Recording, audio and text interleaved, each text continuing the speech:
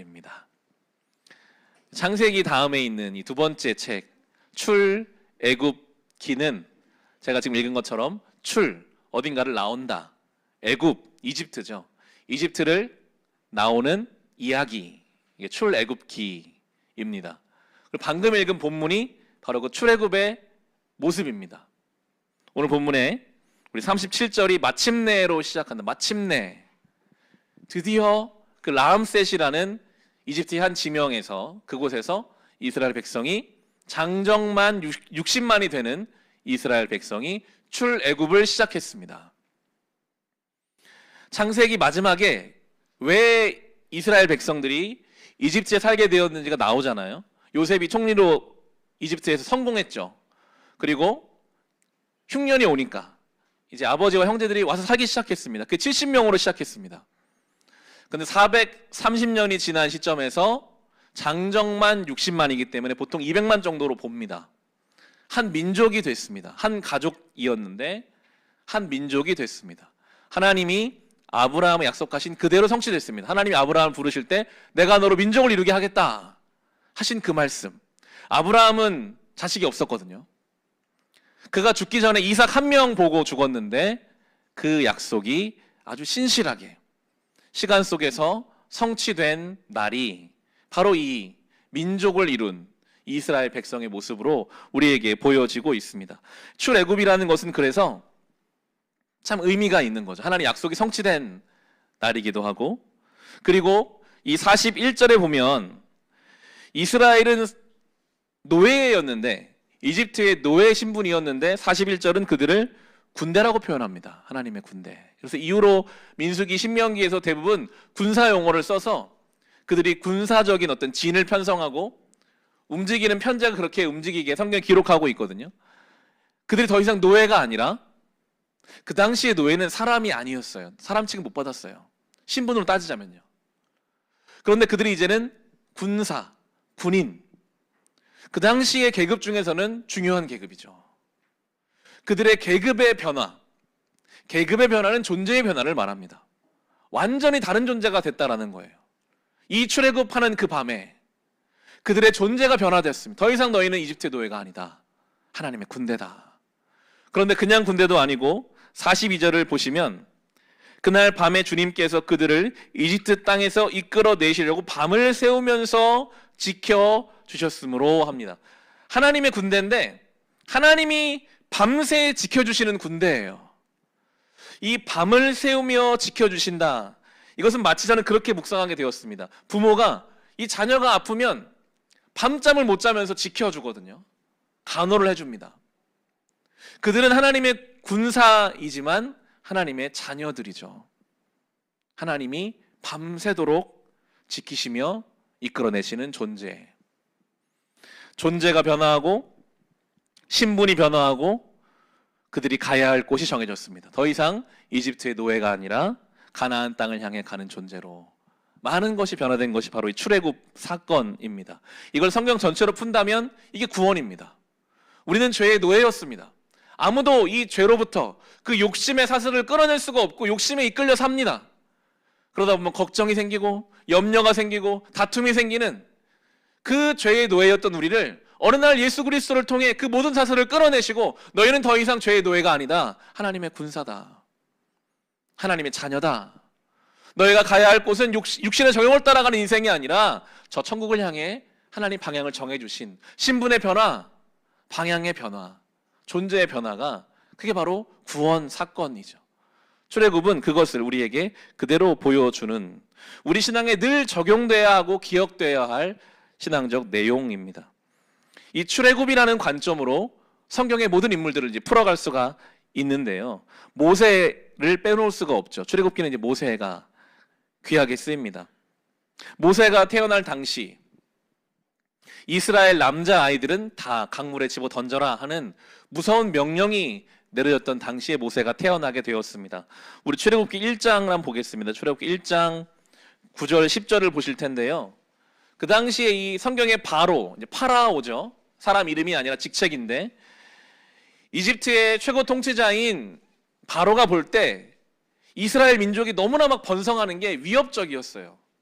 그래서 9절 10절 같이 읽어보겠습니다. 그 왕이 자기 백성에게 말하였다. 이 백성 곧 이스라엘 자손이 우리보다 수도 많고 힘도 강하다. 그러니 이제 우리는 그들에게 신중히 대처하여야 한다. 그렇게 하지 않으면 그들의 수가 더욱 불어날 것이고 또 전쟁이라도 일어나는 날에는 그들이 우리의 원수들과 합세하여 우리를 치고 이 땅에서 떠나갈 것이다. 22절 읽겠습니다. 마침내 바로는 모든 백성에게 명령을 내렸다. 갓 태어난 히브리 남자아이는 모두 강물에 던지고 여자아이들만 살려두어라. 무서운 명령을 내리죠.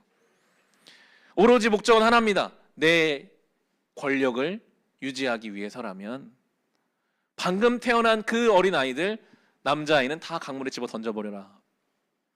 혹시라도 있을지 모르는 그 나의 것을 빼앗아갈 작은 요소라도 있다면 그걸 제거하려고 하는 아주 지독한 자기 중심성의 표현이 지금 이 바로왕의 명령이었습니다.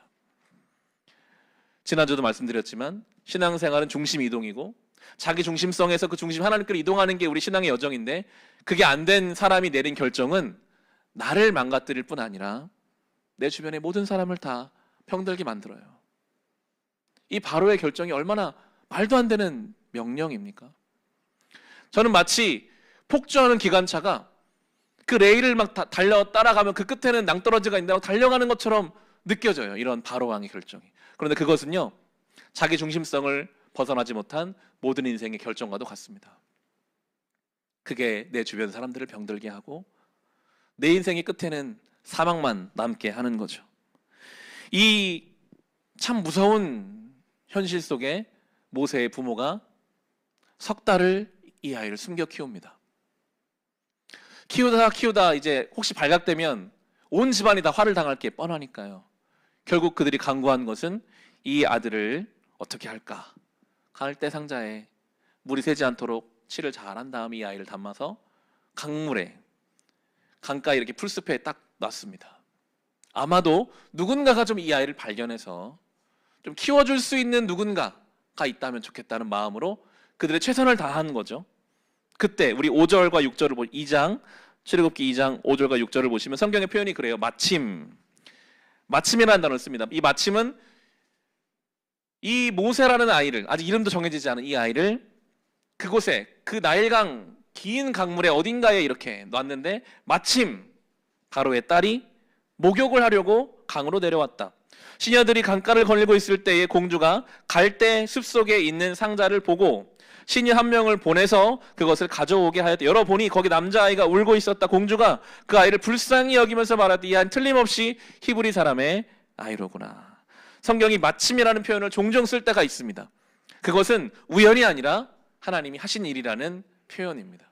마침 모세의 부모가 용기를 냈고 마침 그 모세의 부모가 이 아이를 어떻게 할까 하다가 갈대 상자를 만들어서 이 아이를 그 강가에 놓았고 마침 또 그곳에 공주가 목욕을 하고 싶은 마음에 왔고 공주가 그것을 열었는데 히브리 아이인 걸 알았어요. 그럼 아버지의 명령은 죽이라는 거지만 거의 유일하게 아버지의 명령에 반대해 볼 수 있는 존재인 공주가 이 아이를 불쌍히 여겼기 때문에 모세는 수많은 것들이 연결돼서 건짐받은 인생. 모세라는 이름 자체가 물에서 건져내다는 뜻이거든요. 건져지게 된 것이죠. 이 마침이라는 단어 속에 담겨진 이 은혜는 실은 죄에 죽을 수밖에 없는 우리들을 향한 하나님의 은혜이기도 합니다. 요즘 F와 T로 사람을 나누잖아요. 너 T야, 너 F야. 이렇게 막 물어보는 거 아시죠? F와 T로 나눕니다. T는 thinking, 뭔가 이렇게 사고 중심적인 접근을 하는 사람. F는 feeling으로 뭔가 감성적인 사람. 느끼기에 저는 좀 T에 가까운 사람인데 F를 좀 좋게 여기고 T를 좀 안 좋게 여기는 분위기가 있는 것 같아요. 제 친구가 인스타그램에 자기 딸이 T라고 하면서 그런 글을 짧게 썼더라고요. 초등학교 이제 막 들어간 자기 딸이 자기 아내가 운전을 해줬대요. 운전을 해주면서 자기 딸에게 내가 너를 사랑한다, 내가 너를 사랑한다 계속 얘기했더니 T인 자기 딸이 말하기를 엄마 나를 사랑하면 사랑한다고는 딱 한 번만 말하고 운전에 집중해. 그게 나를 사랑하는 방법이야. 자기 딸이 정말 T라고 이렇게. 저도 좀 T에 가까운 성향이라서 그런지 그 말에 그렇지 사랑한다고 10번 말하다가 운전을 사고 나면 무슨 소용이 있나. 운전에 집중하는 게 맞지. 그런 성향을 가진 저에게는 2000년 전 예수님이 십자가에 죽으신 그 사건이 지금 전혀 다른 시간, 전혀 다른 지역을 살고 있는 나의 영적인 문제와 도대체 어떤 인간관계가 있는가로 접근하게 되더라고요. 저에게는 그래서 그 복음을 받아들이는 것이 쉬운 일이 아니었습니다. 설명이 안 되잖아요. 예수님의 죽으심이 어떻게 나의 사건이 되는가? 그분이 정말 그렇게 하셨다고 한다면 그게 나와 무슨 관계가 있는가?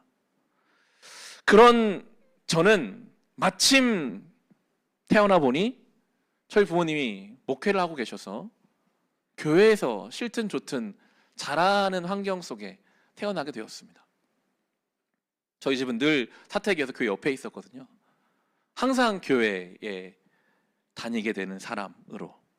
마침 제가 중학생 시절, 저는 이제 중학생이야 중고등부 예배 9시 참여하고 또 11시에 어른 예배를 늘 갔어요. 11시 어른들 예배 드리는 그 넓은 예배당 공간에 성찬 예식을 아버지가 집례하시는데 그 당시 제가 다니는 교회는 중학생은 성찬에 참여를 못했거든요.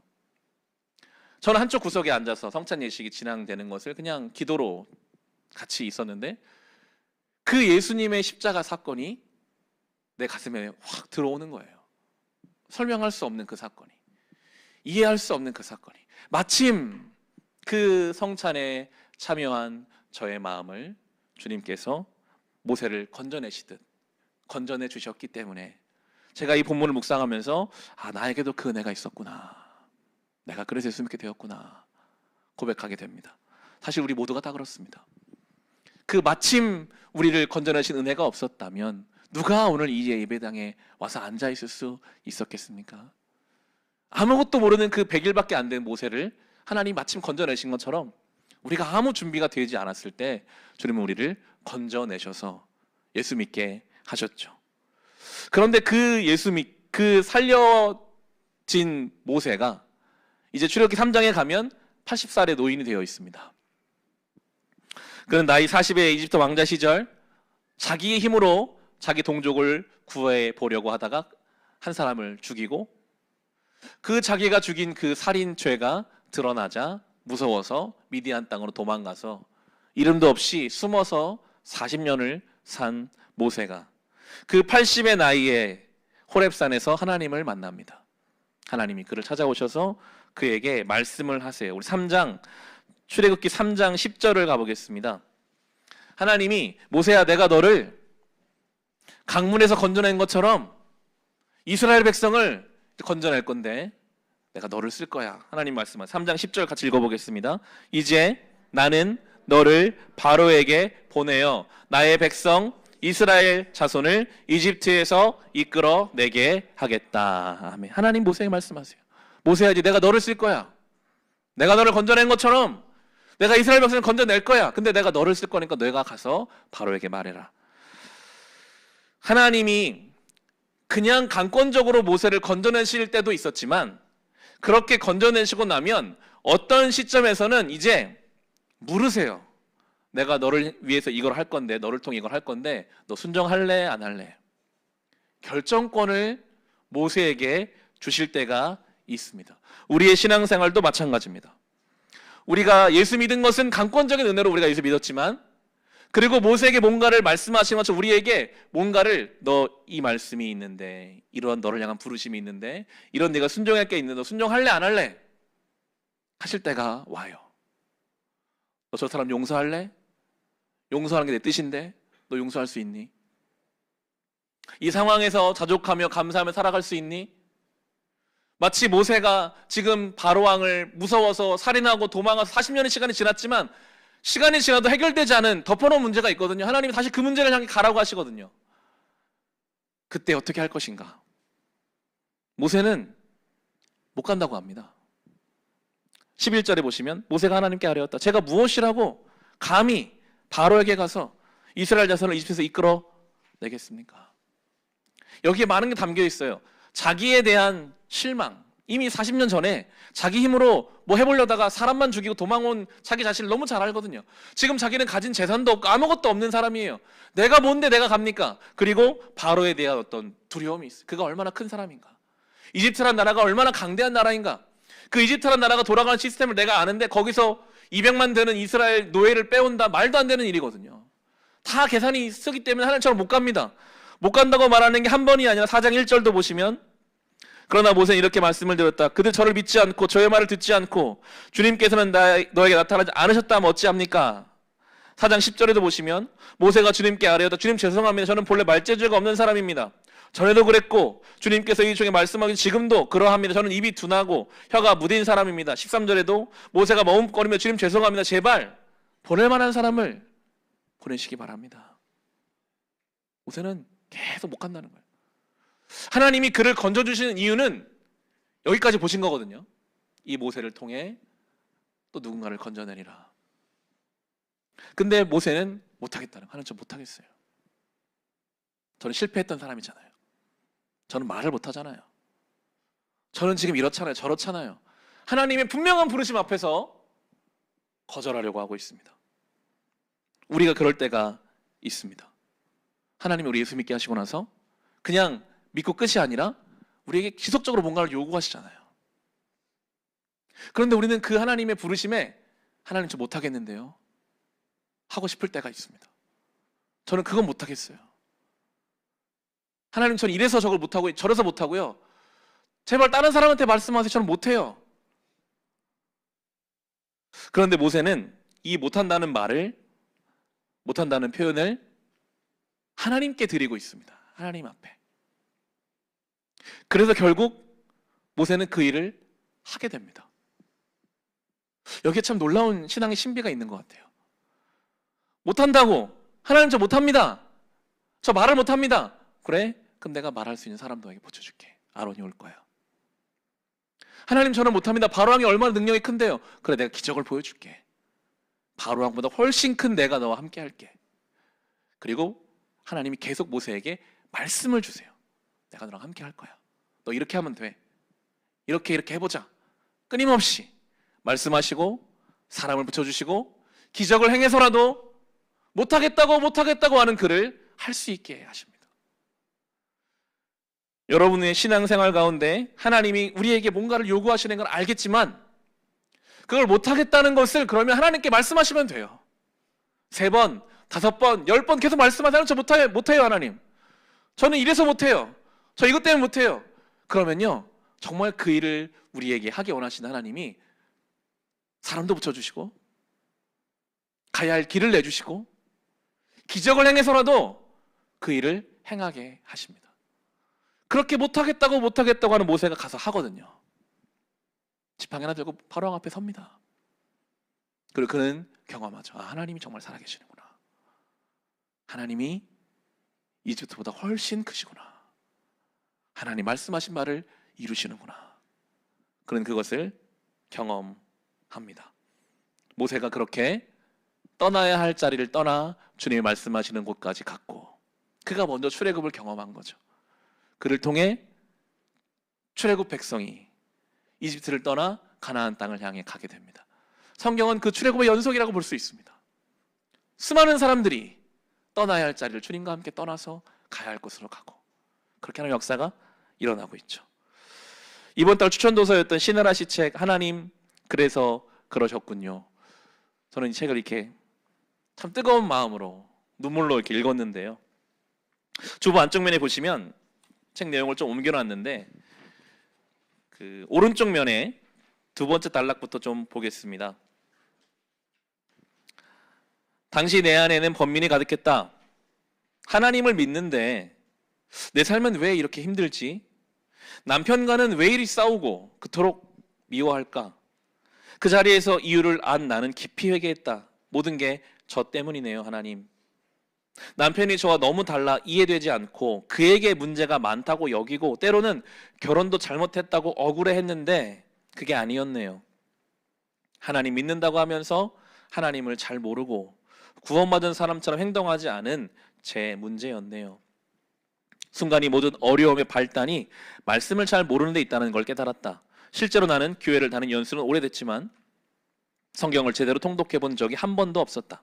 성경에는 하나님이 어떤 분인지, 그분이 어떻게 천지를 창조하셨는지, 하나님을 믿는 계보와 믿지 않는 계보가 나와 어떤 상관이 있는지, 그리고 앞으로 구원받은 자가 누릴 영원한 생명에 대해서도 모든 진리가 담겨 있다. 우리 인생의 가장 완전한 가이드라인이 바로 성경이다. 그런 말씀을 놓치는 건 설명서 하나 없이 복잡한 전자제품을 사용하는 것과 다름없다. 남편과는 너무 달라 아직도 티격태격하고 난 바울처럼 혼자 살아야 했어 라고 푸념할 때도 있지만, 신혼 때 부부싸움이 태풍이었다면 지금 미풍 정도다. 이제는 상대의 단점이 아닌데 부족함을 돌아보고 서로를 있는 모습 그대로 받아들인다. 불타는 열정은 사라졌지만 대신에 서로를 불쌍히 여길 줄 아는 긍휼의 마음이 생겼다. 하나님으로부터 구원받다는 확신이 변화의 시작이었다. 하나님께 이미 구원받았기에 더 이상 무서울 게 없었다. 나를 괴롭히던 작은 것들이 그다지 대수롭지 않게 여겨졌다. 그리고 남을 변화시키기보다는 나를 먼저 돌아보는 편안하고 너그러운 마음이 싹트기 시작했다. 상대의 티끌보다 내 눈에 들보를 먼저 보게 하신 하나님의 조명하심 덕분이었다. 구원의 확신을 깨달음으로 세상을 바라보는 나의 관점이 조금씩 바뀌었다.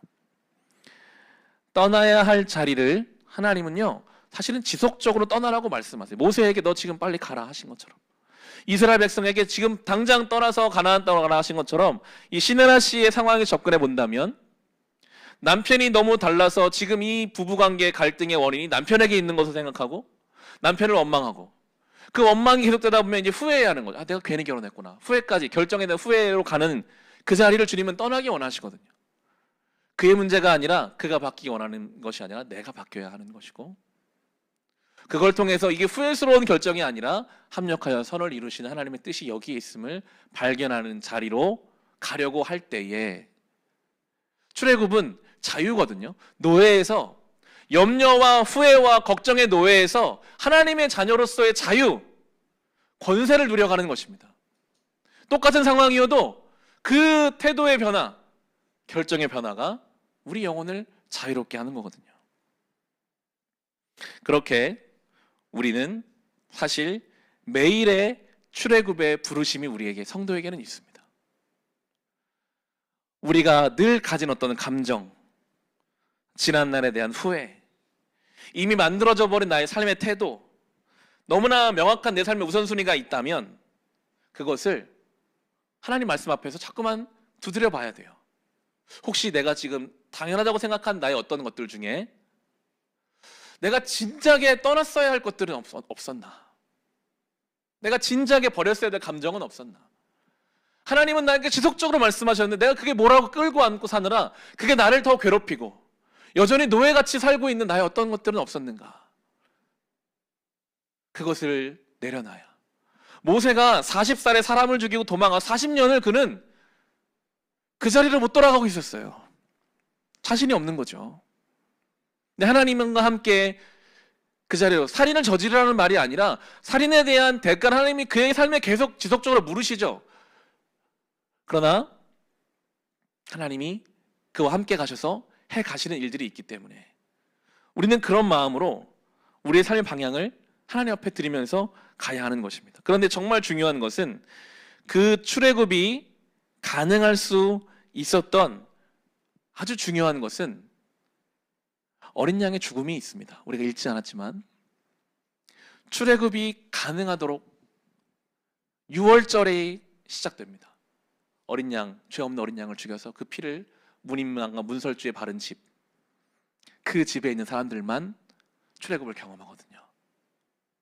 우리가 어떻게 나의 지난날의 어떤 성정, 감정, 상처, 결정들을 벗어난다는 것은 정말 쉬운 게 아니거든요.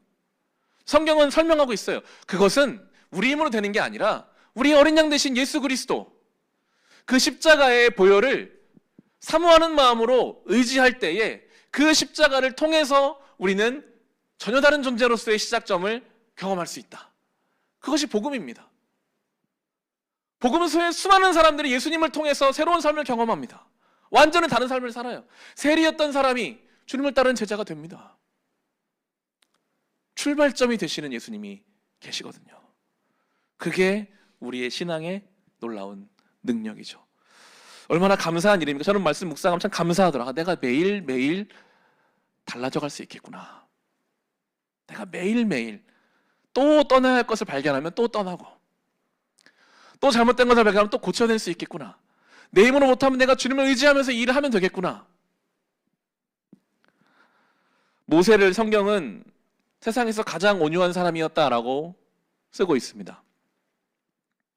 그런데 모세는 굉장히 다혈질적인 사람이었거든요. 나이 40에 사람을 죽인 사람이니까요. 십계명 돌판을 40일 금식하고 받아서 내려왔는데 이스라엘 백성이 막 금송아지 앞에 춤추고 있으니까 그 돌판을 막 집어 던져버린 사람이에요. 하나님이 반석에 명하여 물이 나게 하라 하셔도 맨날 물 없다고 불평만하는 이스라엘 백성을 당한 분노 때문에 막 반석을 쳐가지고 2번이나 쳐가지고 화를 분출하는 사람이 모세였는데, 그가 어떻게 가장 온유한 사람이 될 수 있었는가? 매일매일 그는 출애굽의 여정을 살아냈거든요. 출애굽은 결국 하나님이 구름 기둥 불 기둥 가라 하시면 같이 따라가고, 멈추시면 멈추고, 하나님이 주시는 만나를 먹으면서 하루하루를, 하루만큼 가나안으로 가는 그 여정이 그의 성정을 하나님을 닮은 존재로 온유하게 바꿔가는 것입니다. 여러분, 그게 우리의 신앙생활입니다. 그냥 주일에 교회를 출석하는 것이 우리의 신앙생활의 전부가 아니라 매일매일 하나님 말씀 안에서 하루만큼 더 우리를 부르시는 그곳을 향해 지난날의 것을 벗어던지고 하루만큼 가까이 가는 거죠. 매일 성경 5장을 읽는 것이 5장을 채우는 분량의 문제가 아니라 그 성경을 읽어가는 중에 내가 바꿀 것들은 없는지, 내가 버려야 할 것은 없는지, 내가 붙잡아야 할 것은 없는지를 그 안에서 찾고, 그렇게 하루만큼 더 주님 가까이 가는 그 날들이 쌓이고 쌓여가다 보면 우리가 출애굽의 여정에 동참한 이스라엘 백성처럼 우리는 그렇게 거룩한 삶을 경험하게 되는 것입니다. 이 은혜, 이 출애굽기의 은혜, 그 은혜를 우리도 매일매일 누리며 정말 구체적이고 실제적인 신앙의 여정을 우리 모두 함께 걸어갈 수 있기를 주님의 이름으로 축원합니다. 주신 말씀